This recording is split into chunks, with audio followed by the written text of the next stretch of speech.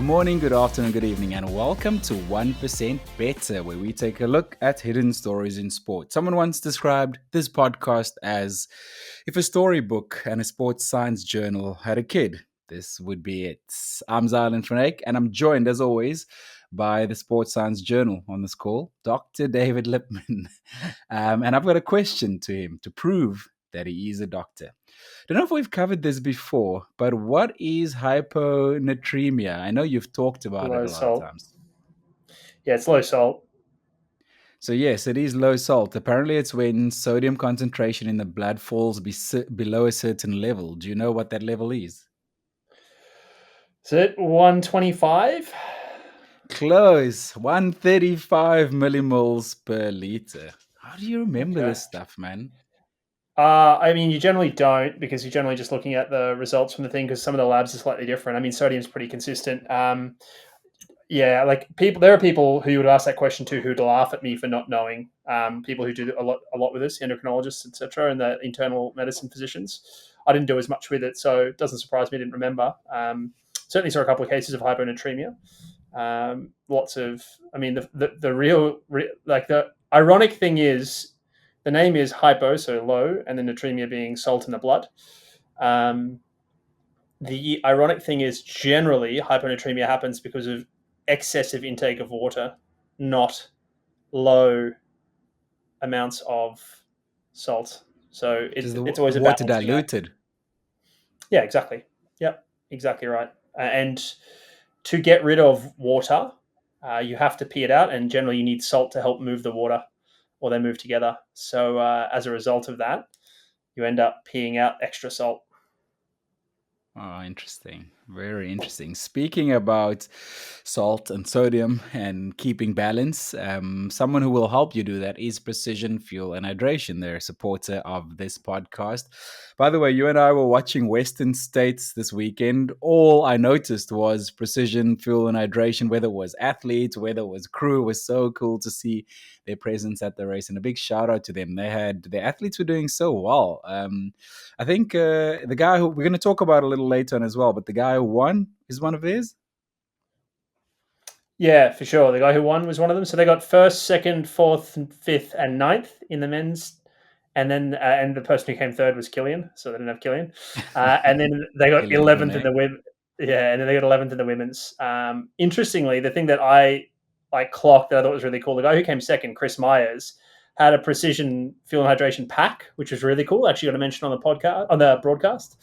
And then he also had a precision fuel and hydration snorkel at Rucky Chucky. So they have this river crossing, and they often dunk themselves in the water to like really cool off.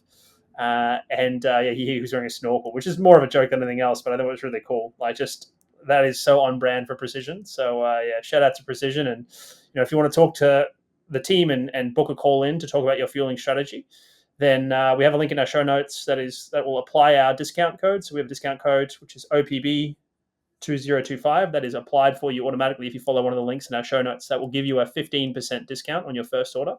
And the people you talk to on that call to talk about your fueling may well have been at Western States and helping these athletes. So that's how the team works. They mix up their roles, so they do bits and pieces there and help people as well. So it's really cool. How are you doing? I've noticed the last few episodes you seem to have turned a corner and you're feeling good, just like you should. Are we still on that track? Yeah, I think so. I'm certainly not hating it, and I don't know if I love it, but I'm enjoying it enough, and yeah, not hating it, which is good. I think it's just a mixture of like time and consistency. Just giving myself some time to sort of just not push so hard, and then just being consistent with like my loading at the moment. Of like what I'm doing is pretty consistent week on week, so it's not a huge stressor or no huge change to the system. So yeah, it's been good, mate. So all good You, on my end. What about you, you? you have nothing entered. You haven't entered any races or anything like that. Nothing like that on the horizon. Absolutely nothing, and not that interested. I am heading to France soon, to the Alps, and there is a race that's local that I'm kind of interested in, but I probably am not going to do it. Having looked at it, it's like, yeah, I'm not going to be in shape for it. It's going to be a tough day out, and so yeah, I don't think I'd do that. What about you, mate? How are you doing? I'm doing well, very well, actually. Regular listeners might know that I am still recovering from a laminectomy since the operation about 3.5 months ago. I've still been suffering from severe pain down the sciatic shooting pain through the down the legs. I am still do have those symptoms, but I've definitely turned a corner, man. The pain feels like it is being stunted. It's still there. I'm being able to handle it a lot more. I'm not limping at the end of the day, even though I've had maybe a busy day of walking the dogs, gymming with their bio, um, sitting at my desk for long hours or standing, which seemed to have aggravated the compressed nerve in previous weeks. Now it's definitely healing. We've added cycling to my program. I'm cycling on the trainer. I did the first two rides, only 10K, 30 minutes outdoors. Didn't handle it so well, could still feel the back a little bit getting off the bike, so we decided to switch to an indoor trainer. Did one first one so far, results much better, no back Just on pain that, whatsoever. I saw you intentionally got someone to take a video of you. I'm assuming it was Wendy, to put on social media of you on your indoor trainer. Why weren't you wearing a shirt, mate? Why, like, what's the go there? Why did you decide to go shirtless there? You're indoors for like 30 minutes. You knew you were putting this on social. You intentionally went shirt off. You going to High Rocks, mate? Is that the story here? What's going on? Give the people what they want. I was gonna say give the ladies what they want, but I don't care who likes it. If they're buying what I'm selling, I'll sell to anyone, man. That's funny. That is Actually, funny. funny, yeah. I was, I What? was, I intentionally hadn't mentioned the fact that you were shirtless until this podcast. I wanted to call you out publicly for it, mate. Can't wear a shirt on the trainer, man. Even 30 minutes, you're burning up in there. You're sweating already. I actually I had a 10-minute block in the middle of the 30 minutes where pedaled a little harder just to test and see where things are. My heart rate went up to 160. That's something I haven't done in like 10 months, 11 months. Felt super good. But yeah, the sweat came on for sure. Had to refuel with those precision electrolytes the rest of the day, man. Felt good, man. Felt good to be moving again. Super cool. I Uh, think I think while you can't do much, man, I would say that you should be wearing a shirt, not because you have to wear a shirt, but because the heat gains. I think it's worth it, man. Real talk. I think this is just your way of getting me to wear shit. I think you just It's offended, and both, mate. It is both. It is 100% both of those things. no, but actually, good points. Okay, I'll look into it. I'm probably gonna ride It's the really difficult, tire this mate. weekend You again. put the shirt on. Like I know you have to go like Google it and work it out. ChatGPT, like how do I put on a shirt? You put it on, and it's cycling jersey, so you put it on and zip it up. It's like I know it's difficult, but I reckon you'll be okay. I reckon you got this, mate. Do you know what actually happened to me at the gym? So obviously I've been swimming on and off with the wetsuit on in the pool, and now we're adding cycling. But my wetsuit zip got jammed because I haven't been using it regularly, and I couldn't get out of the wetsuit at the pool. It took two strangers at the pool. Everyone was like looking. It was like at the same time as these grannies doing aqua aerobics or whatever, and it was happening in front of like I don't know 30 grannies in the pool aqua aerobics. One granny and another gym manager is like trying to get me out of this wetsuit. It was so Like embarrassing. this guy rolled down here. He's wearing a wetsuit indoors. He paddled around for like 20 minutes, and now he can't get out of this thing. It's Like, so embarrassing. It yeah. took me longer to get into the wetsuit and out of the wetsuit than it took me to swim. And I was like, oh, this is what rehab is, man. You just do what you got to do. Anyway, big shout out to Stride, who supports us on this podcast. We announced them a few weeks ago and so grateful to have them here. You noticed something cool this week. You actually saw on our Strava group, and you can find us on Strava and the 1% Better, that a few of our listeners there were already using Stride as a product. Yeah, just a quick shout out. We had John Birch at Sharp join us on Strava and say like he didn't know we had one of those. Like, he obviously isn't listening to every episode, but so we got to be better about this as well. So do have a Strava group. There is a link in the show notes. Go join it. Join us over there. You don't have to be that serious an athlete. If you're on Strava, come join us. It's so it's a cool place to be. But yeah, Emmanuel Katsanis, he ran a 5K time trial and ran a PO. He ran quicker than he did a few weeks ago. So he ran 22:14. And that was quicker than he did 5 weeks ago, which is great. But I was seeing he was using Stride. He uploaded his power stuff. So he uploaded a screenshot from that, and his power was 245 watts. Sorry to out you if you didn't want people knowing that, Emmanuel, but I assume you don't care given you put it on Strava.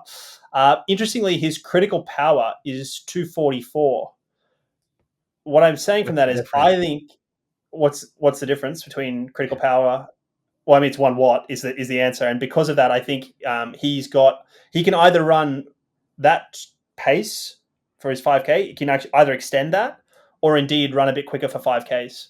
So what I'm getting at here is like there's more left on the bone for you there, Emmanuel. So I know it's a 5K time trial, and you probably tried really hard or whatever, but like I reckon there's a little bit of time left in the tank there.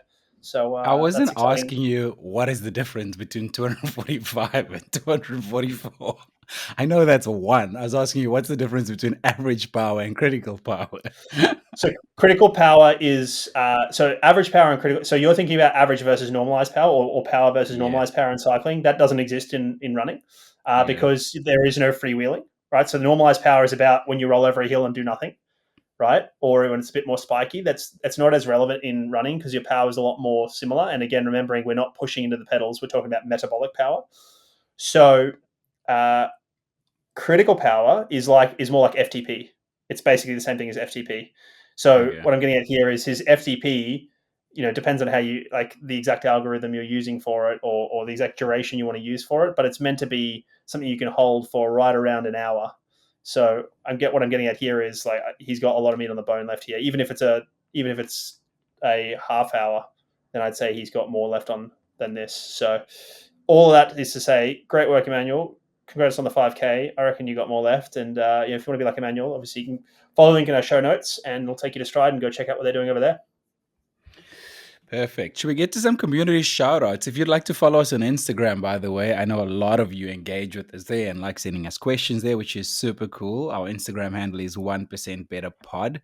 So thank you so much to everyone who reaches out to us consistently. David, where do you want to start this week? Well, people were loving the fact we released a blooper reel from the start of last episode's recording, and that doesn't happen often. Like that was an authentic one there. It's probably happened 2 or 3 times in all of the episodes you don't hear and our previous podcast. You are a consummate professional, and I do want to say that it is unbelievable. You usually nail these intros in one take. It's unbelievable. So I say all that to say you're good at your job, but when we do have a mistake, it's always hilarious. And we decided to put that on social. And both Steve Lancaster and Lustum Corsi loved it. So thanks to them for the support there. Also wanted to shout out Phil Coleman, who ran the Irish Runner 5 mile, and he ran 35:20 there. So for those who are playing along at home in the metric system, 5 miles is 8 kilometers or thereabouts. So that is quick. That is very quick there. So great work there, Phil.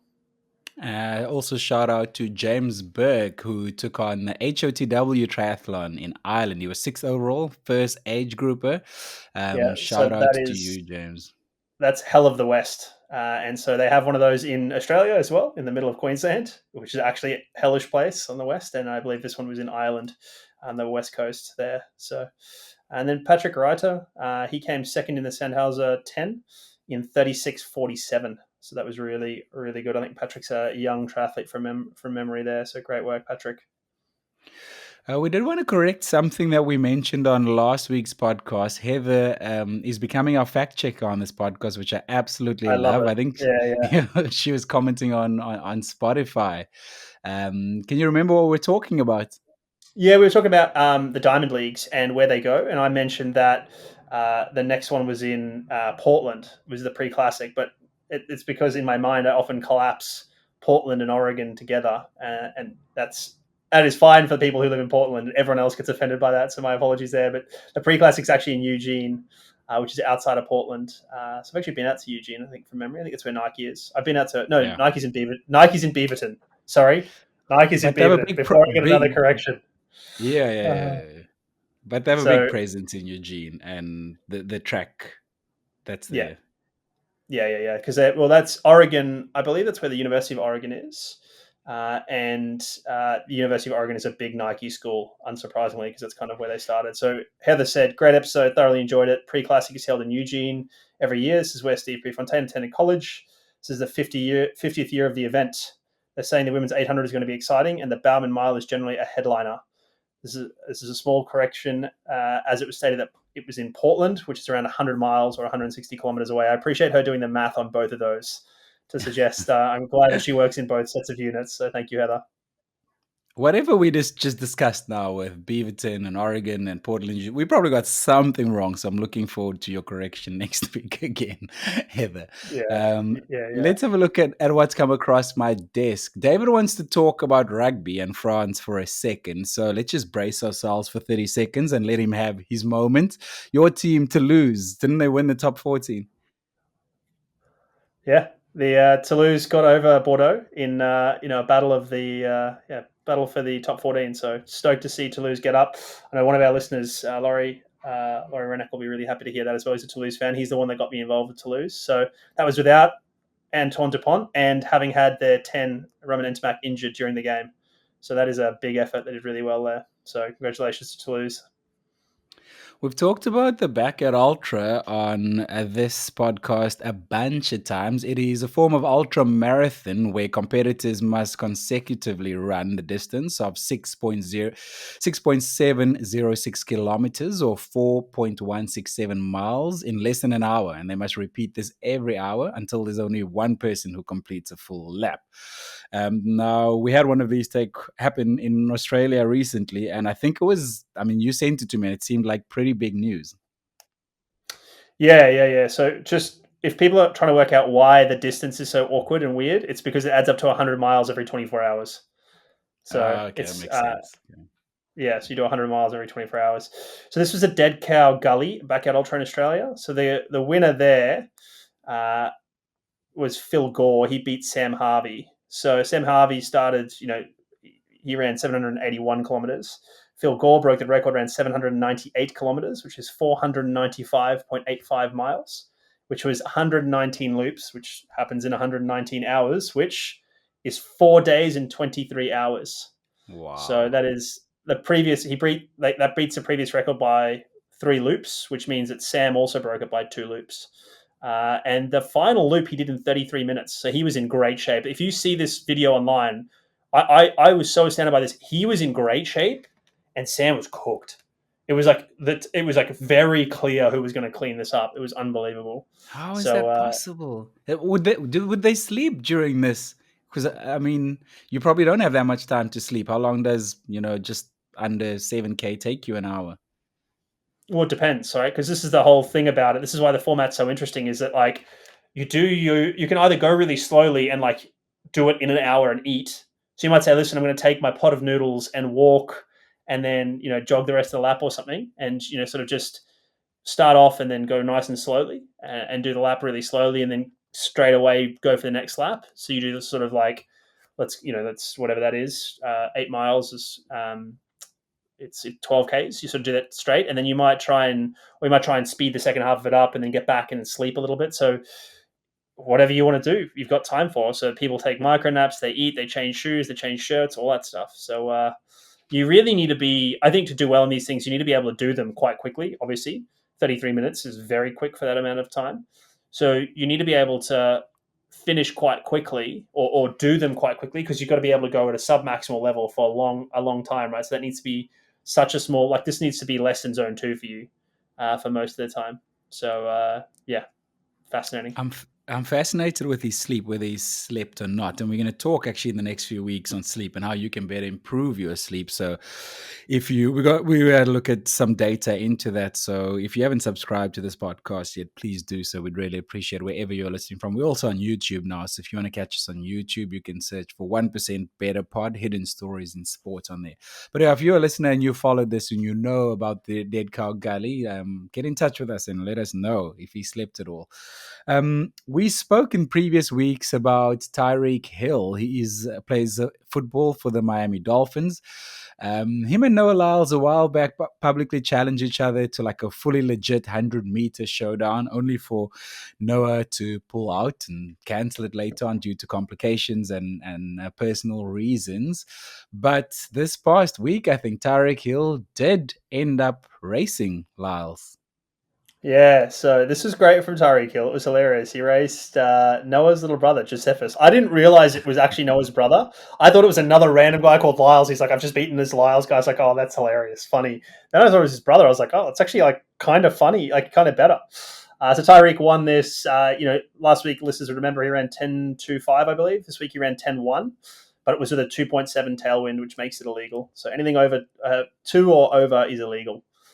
So unfortunately, it's not an official time because it's wind assisted, but it's still a good run from Tyreek Hill. He's kind of proving that he is pretty quick. I would love to see him race Noah. I mean, you'd said Noah would win, but I would also just still love to see them side by side and how much Noah wins by and how it looks and how hard it is for him. Would love to see that just for interest sake. But like we discussed last week, there's very little upside to Noah doing this. Ironman Frankfurt, we were following it last weekend. The Norwegian hype train seems to be back, and I know you spoke to the guys. So what went down there? I mean, they picked it. It was fascinating. Like, these guys are so dialed in the preview. They just picked pretty much everything that would happen. It was just unbelievable to see. So they went 1, 3, and 4. In 2 was Christian Hogenhaug, the Dane.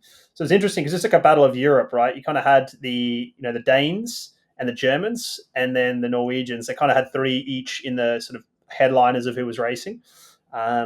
Ultimately, the Danes went second, as I mentioned, 8th with Magnus Ditlev, who had an absolute blow up at a referee. For those who haven't seen it on social media, go check that out. It's quite funny.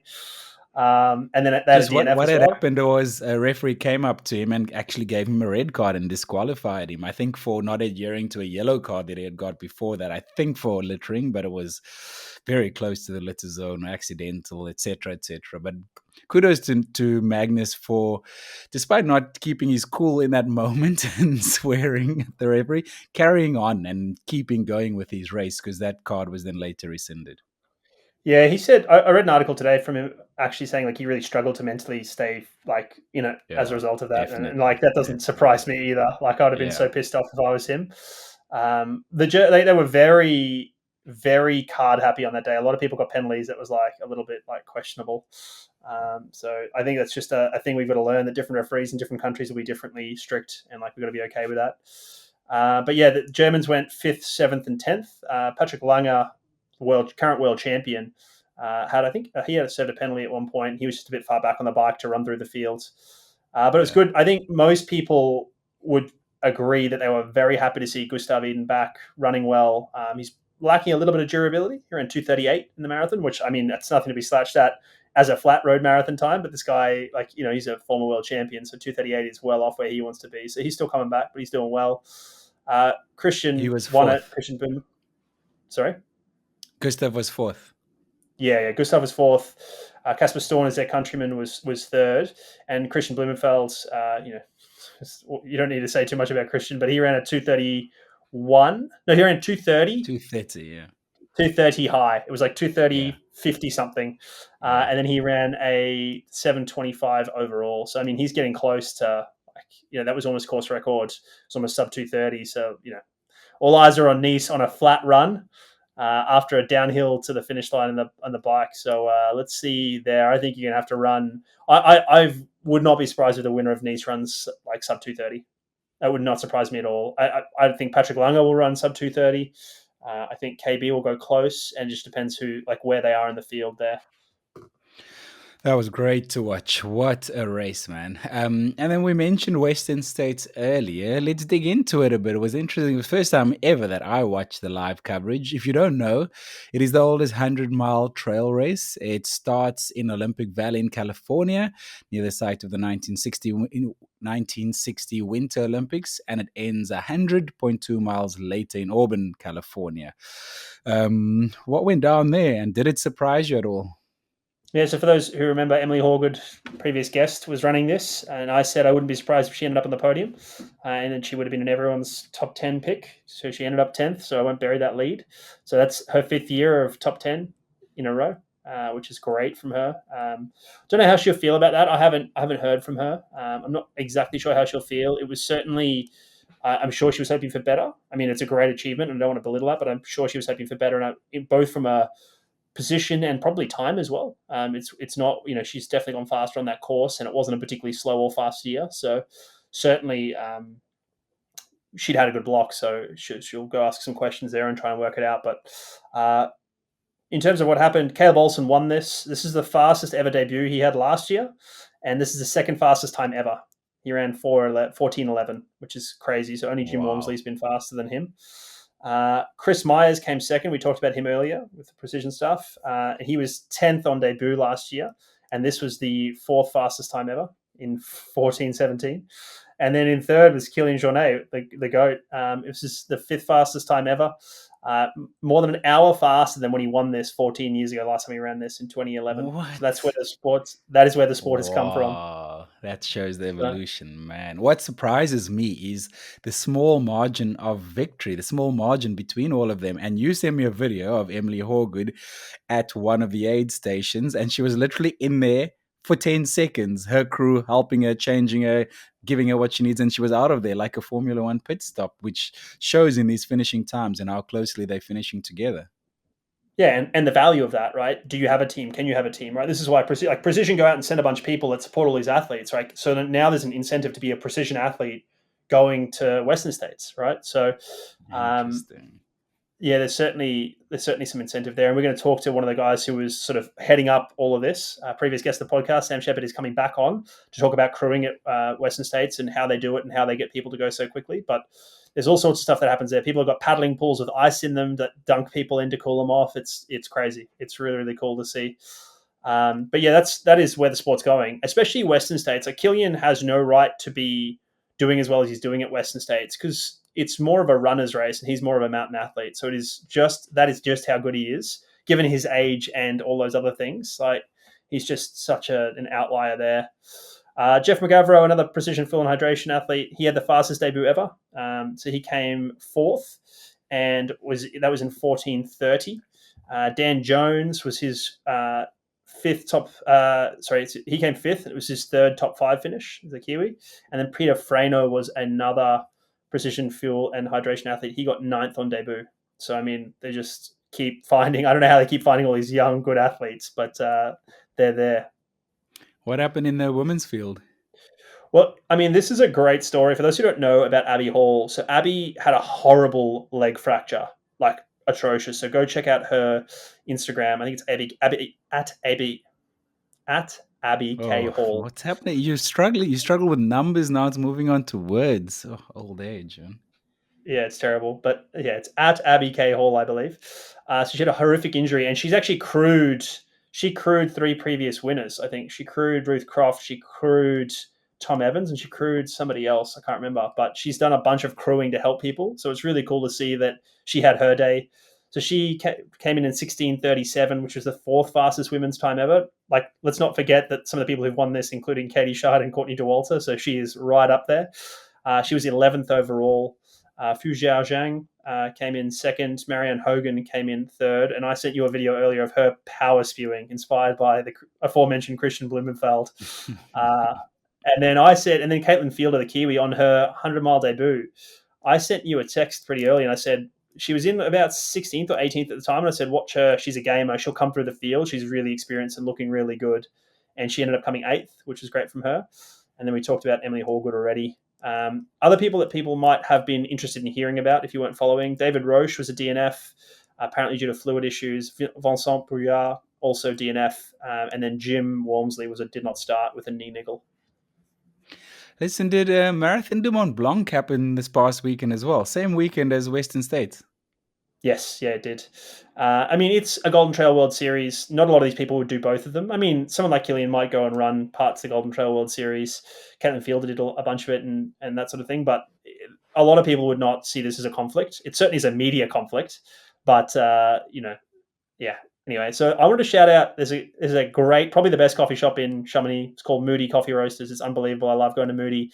It's run by a guy called Ian. Ian has lived in the Valley for north of 10 years, maybe even longer than that.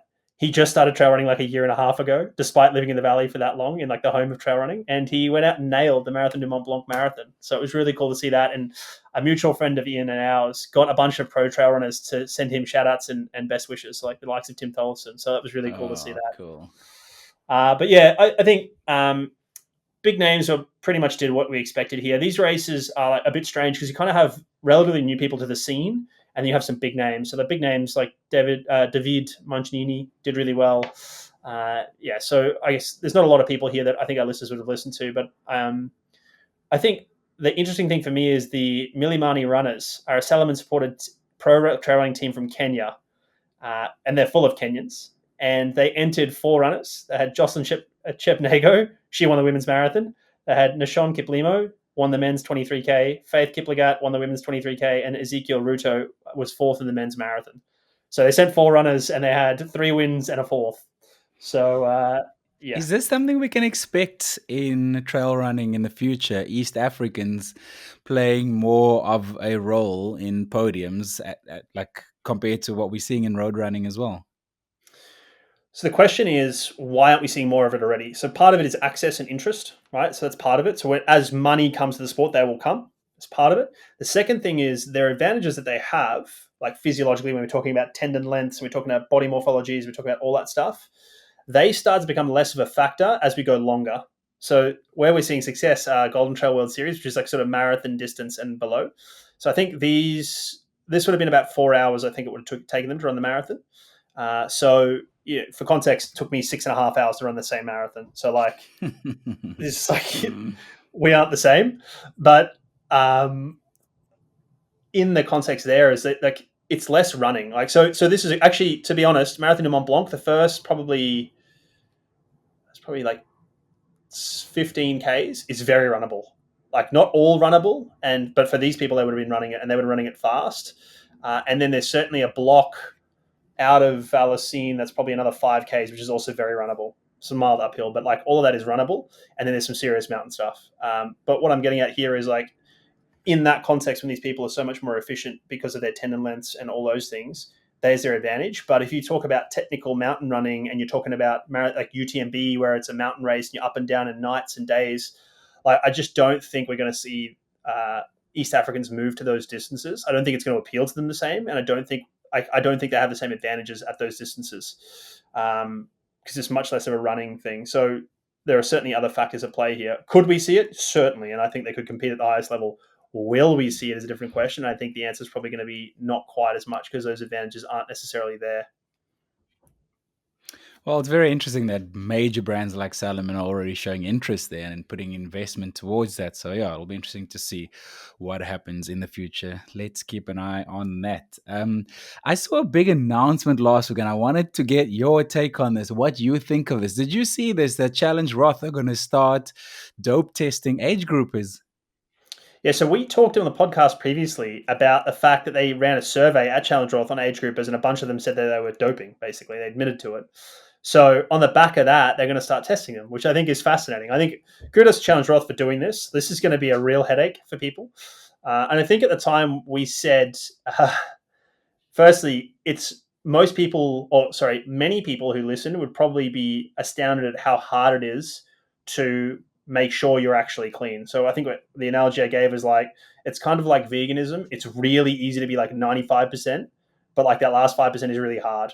Right? Like when we're talking about veganism, we're talking about like checking every label of every sauce you eat, everything that is, certified animal free. And it's the same with doping stuff. Is like, you think like, oh yeah, I'm not doping, but it's like, well, are all of your supplements third-party batch tested? Oh, they're not. Okay. What about the cosmetics? What about all that? So it's a lot easier or it's not as easy to be 100% certain you're clean as you think it is. So this is really interesting. I mean, I don't think that people filling out that survey were saying, oh, I can't be sure I'm clean, so I'm going to say I'm doping. Like, I don't think that was what's happening. I think they were saying, like, no, I'm legitimately doping here. So I think this is good. I think it's important. I think the thought of the ability to be tested will probably scare enough people off, right? So it's probably not going to scare the guy off who's, doing, I don't know, calling it TRT when it's not TRT, and he's, probably just wants a little bit of a boost and whatever, and he's going to finish, I don't know where, back, mid-pack. But certainly if you're trying to dope to win your age group at Challenge Roth, like, you might think twice now. I don't get that. I do not get doping as an age group. I don't know what the upside is there. You're not doing this professionally. You're not getting paid to do this. No brand is going to give you money. They might give you some product if you semi-fast and have a bit of a following. But honestly, I don't see the upside of playing with your health and taking a risk with your health that way. Like, just stop it. Come to your senses. Get out of your bubble. Like, think of your long-term health. It makes zero sense to me. But like you said, kudos to Challenge Roth. This is not easy to do, and well done to them for willing to take the step. Yeah, if you're interested in a bit more on this, Triathlete Mag had a great article by Tim Hemming on this. So check out their social media. There's a link to it there to go check out that article that Tim Hemming wrote. Should we talk about Sydney Marathon women's field? I see that it's been released, and I think Safan Hassan is on it. Correct. So they've got two of the biggest draw card names in the sport. They have Eliud Kipchoge running the men's. They haven't announced the rest of the men's field, and then they have Safan Hassan. They also have Bridget Kosgei, who pulled out, I think, of London, but she's on there. Worknesh Odessa, Ashiti Bakiri, Messeret Belletti. Like most people wouldn't know these names, but suffice to say they have 1, 2, 3, 4, 5, 6, 7 people, including Safan and Bridget, who have run sub 220, which is fast. Just for the record. And they also have a fair Australian field because they're offering a lot of Australian prize money. So they have Jessica Stenson, Commonwealth Games champion, Lisa Waitman, who's been to multiple Olympics, Leon Pompiani, Abby Norberg, Danette Sheehan, and then Ella McCartney. So the Australians are not going to feature at the front of this race, I don't think. They'll certainly be in sort of a second pack. It'll end up a lot like London. I think that's the model they're following, where you kind of have this sort of like the elite field with winners, and then you have the sort of British or Australian field that comes in there with their own prize money, etc. And I think that's really important for Australian marathoning, particularly in the women's area where they're doing really well at the moment. So yeah, I think it's cool. I think it's just really important. I mean, it's the seventh world marathon major. They've obviously got to spend the money to get the names there, to get a certain number of times under a certain thing, and geez, they've made a splash early. And we're talking to Lisa Waitman's people, and it's looking positive. So we might have her on this pod in the future, right? Yes, it is. Yes, it is very likely we'll have Lisa Waitman on the podcast. So that'll be great to hear from Lisa about her training leading into this and how she's approaching it. Some things to think about. Like Lisa works full time and has a family. I think she's got 2 boys, and she works full time in, I believe it's IT. So I mean, talking about that and having had I think it's a 20+ year career running the marathon. Like there's lots of lessons we can take from her that will apply to many of our listeners there. Okay, let's move on. So, OG listeners may remember today's guest from our very first episode, all the way back from the 8th of March 2024, where we chatted to him about aerodynamics in cycling, given that the helmets that Visma Lease bike riders were wearing. You'd also remember at the time he had just developed AeroChat AI for aerodynamics, which he continues to work on. He is no other than Robby Ketchell, who is a data scientist in professional sports and began with Garmin Sharp Pro Cycling, where he was the director of sports science and was known as the team's secret weapon for the number of innovations he brought to the sport. Among his many technological achievements, Ketchell is the creator of the fastest speed suits in the world, the Batbox, the world's first onboard measuring device to replace a wind tunnel, and Platypus, cycling's first big data analytics tool. Following Garmin, he joined Team Sky and the Ineos Grenadiers, helping the team win 4 Tour de France titles. Ketchell served as a critical member to the performance team for the Ineos 159 Challenge and is joining us today to talk hot off the press about Faith Kipyegon's sub-4 attempt, where he was part of the team and was on the ground in Paris. Robby, your first returning guest, I think, if I'm not mistaken. Oh wow, that's a pleasure. Yeah, it's an honor. Thanks guys for having me back. I guess I didn't do anything too bad the first time. Yeah.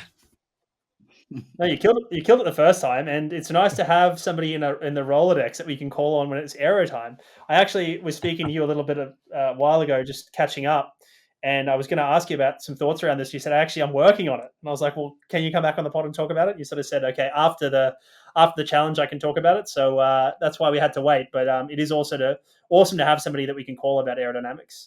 You might get a call during the Tour de France even. We'll see how that pans out. We don't know what's happening there, but. Let's start with like the easy stuff. How was it on the ground in Paris, mate? Like, how were things there? You went, which is cool. I think it's cool that they got you involved to go there. So, how were things on the ground? Yeah, and it's important to state like I was peripherally involved in this project. I wasn't this was a Nike sponsored event, and so I was focused on supporting from an aerodynamic standpoint, and didn't have the same level of involvement that I had in like Vienna, and where I was involved with so many aspects of the performance. But in Paris, it was special. It was Paris is huge. And I think I flew there, a 7 hour flight, and it was like a 3 hour taxi ride to the hotel. And the stadium that we were in, it just was it was an inspiring atmosphere. Nike really did a great job of putting together this event that created a special moment for Faith and for the team that worked so hard on bringing it together. And I love these events. It's been like an honor to be a part of it, and showing up to these events now. It's unique for me because I've now worked with some of the same people 3 times, many years in between, and we all know what we've gone through to get to this point. And we've all had different involvements given the different, from breaking two to the Vienna marathon to where Eliud went sub two to now Faith attempting to go sub four. And I took a moment for the first time to take some pictures before the event, take some selfies with some of my friends that were part of the team. And I've never done before because I've learned to do that, and you never get those moments back. And the funny thing is, I was taking the selfies the wrong direction. Somebody's like, you probably should get the stadium in the background so you remember where you guys are at. And the but it's just, to me, it's super special. It's, we'll probably touch on this, but it's a whole village getting behind somebody to try to do something great that nobody's done before. And to me, that's a really inspiring thing. Robbie, she obviously went faster than she's ever gone before, fastest woman over the mile, but she didn't go sub four. I'm coming into this project. Did you think sub four was possible? Like I know very little about this, so just from someone who has a little bit more insight, yeah, let me know what your thoughts were going into the project. Yeah, absolutely. I did think sub four is possible, and I still do. And I want to say, like, Faith did an incredible performance. I mean, obviously she ran faster than any woman has ever run the mile, right? And that just takes an absolute huge effort to do. And the it's this is a real world thing. Like, we're not in a laboratory. We don't control like all the elements to everything. And it took us 2 attempts to get Eliud under 2 hours in the marathon. And let's be real. In Vienna, we were able to capitalize on everything that we learned from breaking two that happened many years prior, right? And there's just so much research and development uh, and and really effort and sweat that goes into learning how to impact performance at this level. And it's also a going going a second faster is a milestone in this distance, right? So it was awesome to see her do that performance. And obviously the event was called Breaking Four, but it's never about the time. Like, I know that's easy to say afterwards when you don't reach the time, that's not about the time, but it's not. It's about daring to be great and putting everything into doing something that not a lot of people would have the courage to do. So I had coffee with someone this morning, and she said to me they should have called it chasing for, because that would have felt the same to a lot of people, and it would have indicated that it was an ongoing process, and there wouldn't have been a failure or a success on the day. It would have been like, we're chasing this thing and we're going to keep chasing it, right? And I think it was a really cool reframe. I was like, geez, we should have worked for Nike. So I thought that branding was great. But like, as I understand it, Robbie, you worked a lot on clothing. I guess what trade-offs needed to be made? I'm sure there were some things that were brought to Faith that she sort of nixed, or the team nixed, or something like that. Yeah. So it's always a balance, right? And the I've learned over the years that you need to provide the tools that somebody is going to fully adopt and commit to using. And a lot of that is providing the right tools to educate and advocate for like the research that you've done and why it's important for to wear certain things or to run in a certain way or to change your style. And what's challenging about an event like breaking four is that if you're gonna pull back 7 seconds, then you have to make leaps, right? And those leaps are going to uh, be doing things in a way or wearing things that have never been they don't have a precedent, right? They've never been done before, and we as humans are always going to be, well, why? And nobody's ever done it that way before. Like, I need some evidence behind that, et cetera. And there's always becomes a balance and a trade-off and everything. And sometimes also you don't have enough time to implement everything to the point where you have the confidence that, okay, we're not going to use this because we know we're not going to execute it 100%. And so uh, you asked specifically. I don't think there was anything from a clothing standpoint that we didn't do other than like some covering of like the knees and like different areas of skin that we didn't fully cover. And um, she was very open to all the changes to the clothing, and even afterwards is still. Um, Representing the clothing as just feeling a lot smoother and quicker and faster and fitting better, etc. So I think from an apparel standpoint, like the team at Nike just absolutely crushed the implementation of her new speed suit. Are there any other areas that you think after the fact now that could be improved, or things that have revealed themselves to go faster in the future that you noticed?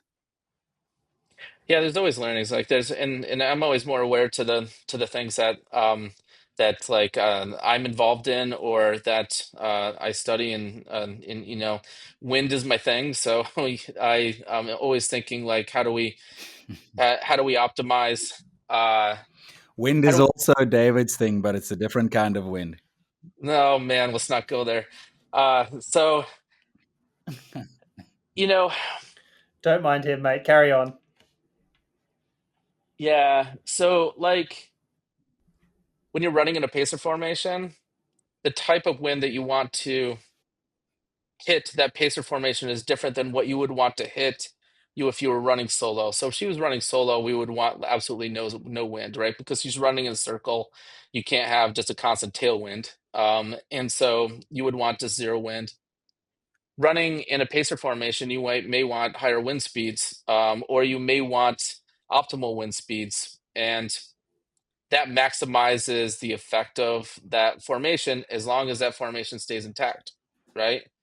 And so there's a balance between knowing, what where everybody's going to be when they're going to at each lap around the track, and the optimal conditions for that. And so I think we're still trying to study uh, how the event went and like how to perfect that. And it's so much different than running a marathon because you're at a higher intensity and it's so much shorter, right?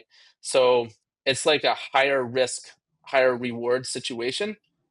In a marathon, you're at a lower intensity. You have so many Mm. opportunities to adjust, right? And kind of optimize as you're going and give feedback. Like when she's running a mile, it's like you're sending off the rocket ship, and like you can't control anything for the next 4 minutes. It's just off. And I remember so many times in Vienna where we were telling the pacers to like, hey, no, adjust your position to a little bit left, a little bit right, and like, hey, next time you go around the corner, like try to stay a little bit to the right of Eliud. And there's no opportunity for that in the mile. You just set it off. And so that's Mm. kind of a realization for me after the fact, is that there's a little bit of uh, Mm. maybe practice is more key to. And there's nothing wrong about the way that it was implemented this time. It just is, you're always thinking about how to optimize, and everybody executed like phenomenally in for what the event was, and how we tried to implement it. And that's what got her an extra second. Can you explain the pacing formation stuff at all? Yeah. My take on it was there was kind of like this front shield, because my understanding was that there was a front shield that kind of ran 4 minute pace, and then there was the sort of main guys around her, the pocket that we saw in the documentary, that they sort of had to adjust if she fell off that pace, which looks like they did. But I didn't understand the two girls behind or the other guys behind. Yeah. This was I always say, like, we stand on the shoulders of giants every time that we do one of these events, because we take what we learned from like um previous like the marathon attempts, and are now applying to this. And there was one arm to the V that was still there from like the Vienna V, and that was off to the right Yep. hand side. So she had a captain that was in front of her, and then the pacer formation went off into like the right hand side of that V. But because she's running in circles, um, we could not have a symmetrical formation unless she was going to run in like lane 5, for example, and we measured the distance from there. And it's really just not natural to do that. Plus, you're spending more time in the corners, even though that it's a less of a radius, or sorry, a greater radius. Like you're still longer time in the corners, and and so there was a runner that was on the left hand side, that just a single runner that was about as far out as the end of the right side of that V, and that runner, what their only job was to slow the wind speed that was going to hit the captain on the left hand side.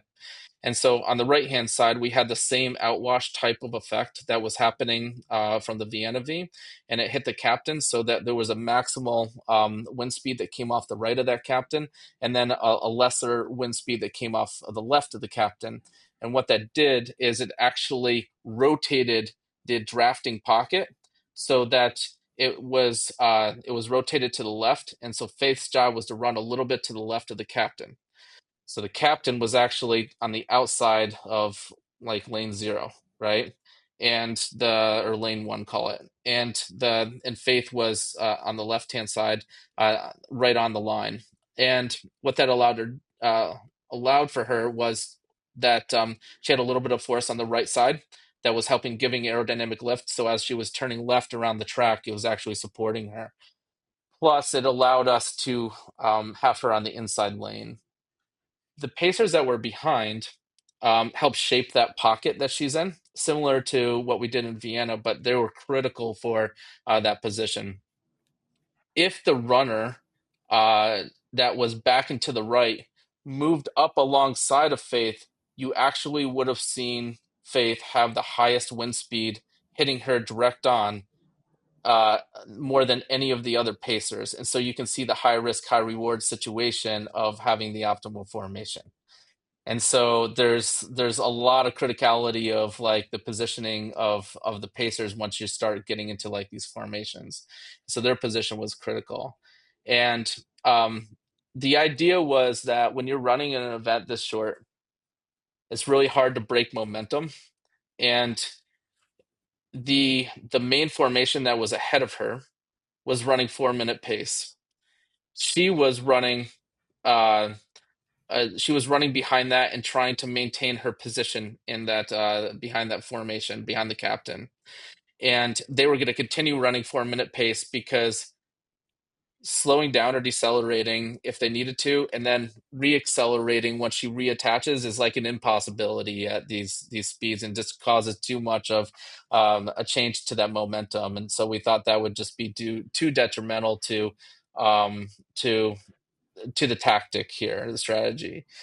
And so the idea was that if the gap opened up too far, we would backfill with runners, and they would come over the top, and they would fill in front of her. And so that's what those runners were trying to do, is they were trying to come over and support her, to give her some level of coverage, and also just motivation, right? To have, and it's just different in this type of distance. Like you're always fighting to run uh, against it. You're used to competing against others, so having others around you to try to push you is also a big impact here. And then the women that were with Faith, we wanted women to be part of the pacing group because it was important to Nike, and I think it's important to the world that there were women out there supporting her, and so they were back helping shape the pocket for as long as they could at that pace. Interesting. Okay, it certainly dispels some things I thought potentially. Like, yeah, so that's really cool. Really great insight, Robbie. Really appreciate that. I had a bit of a theoretical one for you. So, firstly, would she have been better off running? I mean, you kind of answered this, like running slightly off the rail, or perhaps being in Philadelphia, where the inside or where the 400-meter lane is lane 3, so you could then run a bunch of runners inside her, right, in lane 2 and lane 1 in that context, who are running a tighter bend, or is the issue with the bend more than it is to do with her not having people inside of her? Like, where's the trade-off there? Because like that inside stuff, or even the pace changes across that the runners need to make around a bend is really difficult. Yeah. Um, so number of questions there. First one is the formation that we came up with. In theory, in a perfect scenario, was better than if we had a symmetrical formation. So we found Oh wow, something that was actually giving her lift from the right hand side to assist her in the corners, wow, and so that's what led us to, okay, it makes sense for her to run inside on the rail um and have that asymmetrical formation. Now, there's a lot of pressure on the pacers to now they have to accelerate in the corners and then decelerate when they come out on the straights, especially, and that level of acceleration and deceleration changes uh, based on the what lane that you're in, right? And we made some adaptations for the runner that was slowing the wind speed on the left side of the captain, that was out in front, that had a gap between him and the captain, also running on the rail. Um, we moved them further out so that they were in line with the lead runner on the right side of the, call it a Y now rather than a V, on that arm, so that they had that visual representation to help kind of guide the acceleration and deceleration. And if you can get that runner to be in sync with the one on the rail, then everyone else can follow, right? They have that visual representation. Now, you can, because of reaction time too, like the gaps between the runners are going to open and close a little bit, but that's just natural. We saw it in Vienna too, when we ran around the Luft House for that 39 meter radius, and like where we banked it and everything, and like the corners were the hardest part. Um, and but they didn't practice the corners as much as these pacers did, because they practice it like a lot on the track. And I think like all the points there are valid, and they're all just kind of learnings, moving ahead. That it just presents different challenges. yeah, yeah. Another interesting one for you, Robbie. If I gave you Faith and I gave you a mild straight downhill with a tailwind if you want it on a road in super shoes and however many paces you wanted, how fast is she running the mile? Oh, negative time, man. She would have it done in a zip. But yeah, Uh, definitely. I mean, you're hitting the nail on the head. Like those are the things we're trying to limit the physical resistance. Obviously, like there's no vertical component here on the track, right? We have a level track. So you run downhill, you're going to help support based on gravity. You get a tailwind. It's the same thing of creating aerodynamic lift that we are trying to create from that asymmetrical formation. Yeah, shoes, like all those things you put in place, and like you can get somebody um, to achieve the goal. And like it's funny, whenever you do these type of events, you always come back to, what if we do the ultimate scenario. I remember breaking two. We were like, "Hey, let's run behind a truck with a refrigerator in it, right? Or like a air conditioning in it, right?" And of course, you're going to get somebody to be able to run a sub 2 hour marathon, and then you like bring it back to, well, what's realistic? What's really going to move us forward as a community, and both from the scientific community, but the running community, and like for women's sport, and what's going to be inspirational. Like, you want to be a catalyst for change, and that's one of the points that of doing these things, is you want to show what's possible. Like, she went faster because we implemented some things. Okay, well, what can we take away from that people can now apply in an actual world record attempt? What can people do differently to now get closer to the 4 minute mile? Like, all those things. And yeah, but to your point, yeah, you optimize everything, of course you'll get under 4 minutes. Amazing. That's really interesting insight. I am picturing the race in my head as you speaking and giving insight, particularly to David's question to where the paces were. So I'm going to go watch it again because I know exactly what you're talking about. I can visually see it, and I would encourage other people to go and see it as well. I'm actually going to send this to my brother-in-law. He's a designer, but very interested in the technical aspects of things and not so much running, but he was so into this. Watched the documentaries, discussed it, and he's going to find this very, very interesting, as much as our listeners are as well. So thanks for this insight is so invaluable. David, do you have any more questions for Robby, or we'll leave it here? I was just going to ask, what's next, Robby? Like, are you going to get a call from Ineos again, given Sir Dave is back, or what's the story, mate? Are we going to see your mug on Tour de France? Like, He's what's wondering going the on? same thing. Yeah. He's like, oh, I can't talk about the call I had this morning. I have to say, when I showed up in Paris, I got hungry again for sport. That inspired me to be back in this area, and I was yeah, I just found myself like inspired by the whole thing, and like, you know wanting to, everything changed for me when COVID hit, and that was after 159, and like all the different things, and obviously, like, having a young family and like all that stuff impacts, and plus I'm getting old, guys. Like, I'm not young anymore. Like, that flight to Paris really kicked my butt in the flight back.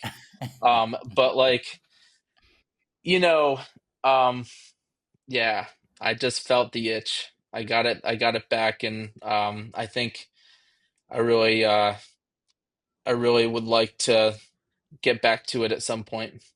Well, I understand the hunger for sport, but when I'm in Paris, I get hungry for croissants, not sport, mate. So we I are didn't find certainly any good different in ones that this respect. time. I failed at my croissant. Yeah, I know.